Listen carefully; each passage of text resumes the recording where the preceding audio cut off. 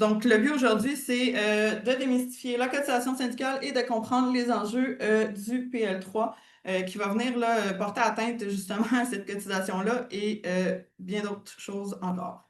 Le PL3, c'est quoi? Dans le fond, c'est un projet de loi visant à améliorer la transparence, la gouvernance et le processus démocratique de diverses associations en milieu de travail. Ce projet de loi-là va être déposé par le ministre Jean Boulet. Euh, qu'on apprécie tellement. Euh, petite photo ici de M. Boulet et de notre chère Magali Picard, pour ceux qui ne l'avaient pas déjà vu. C'était une image vraiment mémorable. Donc, le PL3, en bref, c'est quoi? En fait, c'est de l'ingérence, tout simplement. C'est le ministre du Travail qui se donne le droit de décider de nos statuts, de nos règlements.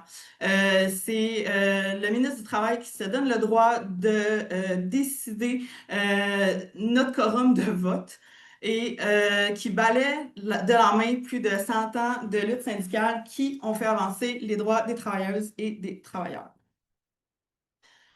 Euh, donc voilà.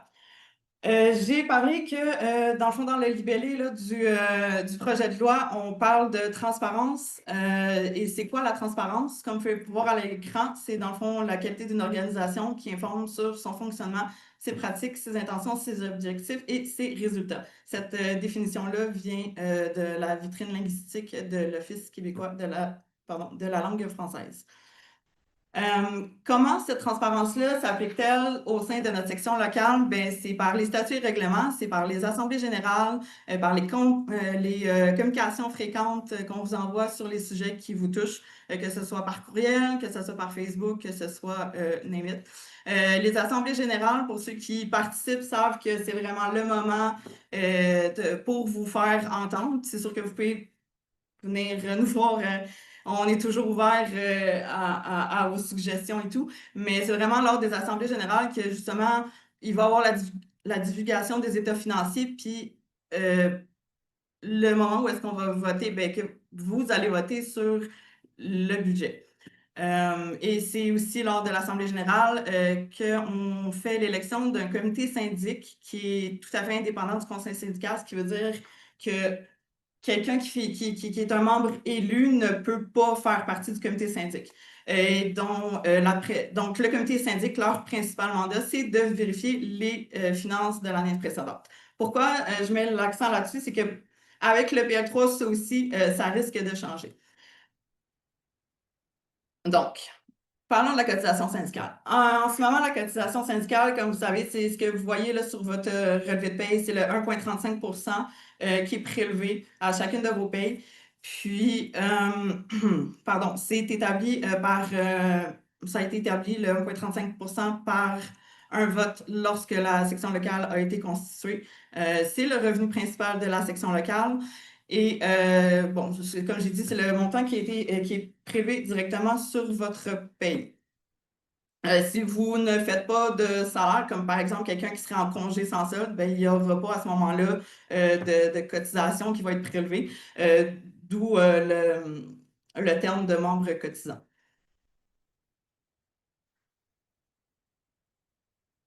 À quoi sert votre cotisation syndicale? La cotisation syndicale sert à défendre et protéger vos droits, à négocier des meilleures conditions de travail et de meilleurs salaires. Ça vous donne accès à un fonds de grève. Euh, Ça permet de payer les représentations en cas de litige. Ça permet de faire des activités de reconnaissance comme la tournée estivale qui est encore en cours en ce moment. Ça permet de faire des campagnes de mobilisation et aussi de faire des dons à des organismes communautaires. Je vais juste revenir sur le 1,35 qui est prélevé. Un coup qu'on a prélevé ce montant-là, on ne garde pas le 1,35 juste dans les coffres de la section locale. Il y a quelque chose qui s'appelle la capitation, dans le fond, qui est un montant qui représente 0,85 de la masse salariale des membres cotisants, évidemment. Et cette capitation-là est un montant qu'on envoie au SCFP national. Donc, parce que vous savez, on est accrédité SCFP, donc on paye une capitation, un montant mensuel au SFP national pour justement avoir accès à des services qui sont essentiels pardon, dans la défense de vos droits. Le reste de... Oui, Vanessa? Mélanie, je t'interromps une seconde pour mentionner qu'on ne voulait pas vous embourber avec des chiffres, mais on va pouvoir vous les présenter là. Ce ne sera pas dans notre présentation, mais vous pourriez y avoir accès là, via notre compte Facebook, par exemple, où on indiquera clairement là, le pourcentage qui est transmis en capitation, puis aussi des estimés là, ce à quoi ça ressemble là, sur différents salaires de différents types d'emplois. Exactement. Merci, Vanessa. C'est ça. Donc, ce que je disais, c'est que le reste sert à financer les activités quotidiennes de la section locale. Donc, avec le PL3, ce qui arrive à la cotisation syndicale, c'est qu'elle serait scindée en deux. Donc, il y aurait une partie obligatoire et une partie jugée facultative. Dans la partie obligatoire, encore une fois, ça va être je vais utiliser le terme financier, mais ça va servir à défendre, protéger vos droits. Il y a certaines choses qui ne changeront pas parce qu'ils font partie directement de la défense de vos droits.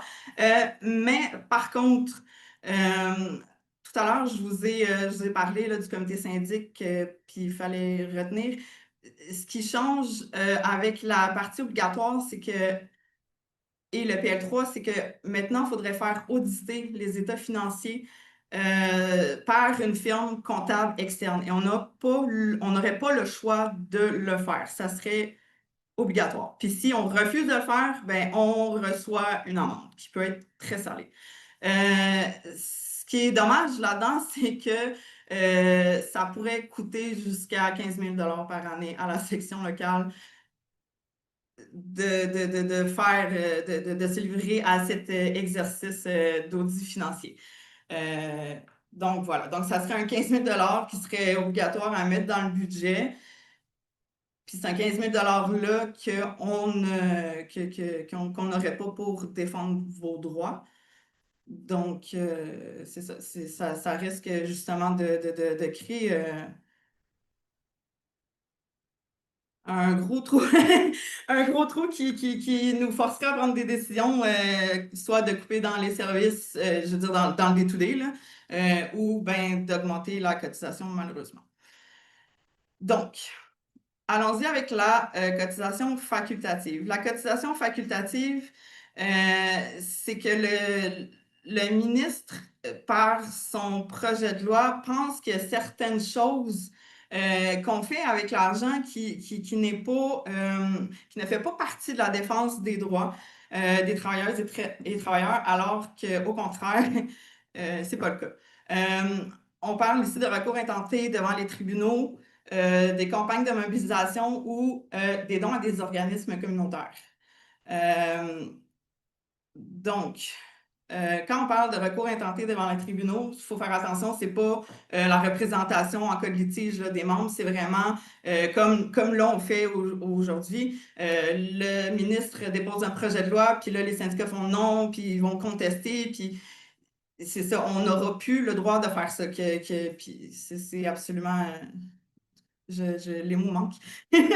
Mais c'est vraiment outrageux. Puis aussi, ce qui est outrageux là-dedans, c'est qu'on n'aurait plus le droit de faire des dons à des organismes communautaires et les organismes ont besoin d'argent plus que jamais. Puis là, ben, en coupant cette source de revenus-là qu'ils ont, ben, c'est juste de mettre en péril encore plus les gens qui sont dans le besoin. En mettant une partie facultative à la cotisation, c'est comme si les droits essentiels devenaient facultatifs. Par droits essentiels, on parle évidemment des droits des femmes, les droits de la personne, l'équité salariale, les congés parentaux, régime de retraite, nom du travail, santé et sécurité au travail, droit de grève, l'assurance médicaments universelle et j'en passe. Euh, Pardon, j'ai eu une petite... Parfait. Donc, on est déjà rendu à la fin, ça n'a pas été trop long. Donc, en fait, le PL3, c'est, comme je disais, une ingérence dans les activités syndicales, une attaque à votre voix, une attaque à vos droits, à vos institutions publiques et aux personnes dans le besoin. C'est pour ça que le 29 novembre, il y a un grand rassemblement intersyndical, puis c'est important d'être là. C'est important de venir dire non au gouvernement qui prend un virage vers la droite, qui creuse davantage l'écart entre les riches et les pauvres, qui nous pitch, pardon, des lois antisyndicales jour après jour quasiment, là. Donc, c'est ça. On va être là à 13h15. Venez nous voir. On va être au Centre Bell, en fait. C'est tout juste à côté là, du point de rassemblement dans la cour Rio Tinto. Pour les fans, c'est la zone d'avant-match. Donc, 13h15, nous, on va être là. La marche débute à 13h30. Soyez là, c'est très important. Oui, puis vous avez reçu un courriel là, à propos justement où ce qu'on vous donnait tous les détails, puis il y a aussi un lien pour les gens qui viendraient de l'extérieur de Montréal. Là. Si vous souhaitez, vous avez accès à des autobus qui vont se rendre directement. N'hésitez pas à nous contacter là, que ce soit par courriel, téléphone ou notre page Facebook si vous avez des questions là, à ce sujet-là. Je vois que mon collègue Yann a levé la main. Oui, Yann, vas-y. Merci. Euh, Concernant le PL3, super intéressant. Aujourd'hui, dans la presse, il y a une entrevue avec le bâtonnier du Québec. Le bâtonnier, c'est un petit peu comme le président du barreau, hein, l'ordre des professionnels des avocats, qui nous rappelle que l'État de droit est en train de s'effriter au Québec, entre autres par les dispositions là, de PL3, puis de la loi 2, là, la loi sur les médecins, puis la nouvelle Constitution du Québec, entre autres, là, par le fait que les syndicats n'ont plus le droit de contester les lois ou la constitutionnalité des lois, euh, qui pourrait finalement contester une loi, qui aurait assez d'argent pour contester une loi, autre que des gens ultra riches. Fait que de nier le droit d'aller devant les tribunaux des organisations, ben il y a ça, c'est dans les régimes totalitaires. Je ne suis pas en train de dire là, que le Québec, c'est un régime totalitaire. Je suis en train de dire que le pas qui est fait effrite l'État de droit. C'est dans la presse ce matin qui s'appelle les grands entretiens. Euh, Grande entrevue avec Maître Marcel Olivier Nadeau, bâtonnier du Québec. Je vous invite à lire ça. D'ailleurs, on pourrait mettre le lien quelque part éventuellement. Donc, le but aujourd'hui, c'est de démystifier la cotisation syndicale et de comprendre les enjeux du PL3 qui va venir là, porter atteinte justement à cette cotisation-là et bien d'autres choses encore. Le PL3, c'est quoi? Dans le fond, c'est un projet de loi visant à améliorer la transparence, la gouvernance et le processus démocratique de diverses associations en milieu de travail. Ce projet de loi-là va être déposé par le ministre Jean Boulet. Qu'on apprécie tellement. Euh, petite photo ici de M. Boulet et de notre chère Magali Picard, pour ceux qui ne l'avaient pas déjà vu. C'était une image vraiment mémorable. Donc, le PL3, en bref, c'est quoi? En fait, c'est de l'ingérence, tout simplement. C'est le ministre du Travail qui se donne le droit de décider de nos statuts, de nos règlements. C'est le ministre du Travail qui se donne le droit de décider notre quorum de vote et qui balaie de la main plus de 100 ans de lutte syndicale qui ont fait avancer les droits des travailleuses et des travailleurs. Euh, donc voilà. J'ai parlé que, dans le fond, dans le libellé là, du projet de loi, on parle de transparence. Et c'est quoi la transparence? Comme vous pouvez voir à l'écran, c'est dans le fond la qualité d'une organisation qui informe sur son fonctionnement, ses pratiques, ses intentions, ses objectifs et ses résultats. Cette définition-là vient de la vitrine linguistique de l'Office québécois de la langue française. Comment cette transparence-là s'applique-t-elle au sein de notre section locale? Ben, c'est par les statuts et règlements, c'est par les assemblées générales, par les communications fréquentes qu'on vous envoie sur les sujets qui vous touchent, que ce soit par courriel, que ce soit par Facebook, que ce soit name it. Les assemblées générales, pour ceux qui participent, savent que c'est vraiment le moment pour vous faire entendre. C'est sûr que vous pouvez venir nous voir. On est toujours ouvert à vos suggestions et tout, mais c'est vraiment lors des assemblées générales que justement, il va y avoir la divulgation des états financiers, puis le moment où est-ce qu'on va voter, ben, que vous allez voter sur le budget. Et c'est aussi lors de l'Assemblée générale qu'on fait l'élection d'un comité syndic qui est tout à fait indépendant du conseil syndical, ce qui veut dire que quelqu'un qui est un membre élu ne peut pas faire partie du comité syndic. Et donc, le comité syndic, leur principal mandat, c'est de vérifier les finances de l'année précédente. Pourquoi je mets l'accent là-dessus? C'est qu'avec le PL3, ça aussi, ça risque de changer. Donc, parlons de la cotisation syndicale. En ce moment, la cotisation syndicale, comme vous savez, c'est ce que vous voyez là, sur votre relevé de paye, c'est le 1,35 qui est prélevé à chacune de vos payes. Puis, pardon, c'est établi ça a été établi le 1,35 par un vote lorsque la section locale a été constituée. C'est le revenu principal de la section locale. Et bon, comme j'ai dit, c'est le montant qui est prélevé directement sur votre paye. Si vous ne faites pas de salaire, comme par exemple quelqu'un qui serait en congé sans solde, ben, il n'y aura pas à ce moment-là de cotisation qui va être prélevée, d'où le terme de membre cotisant.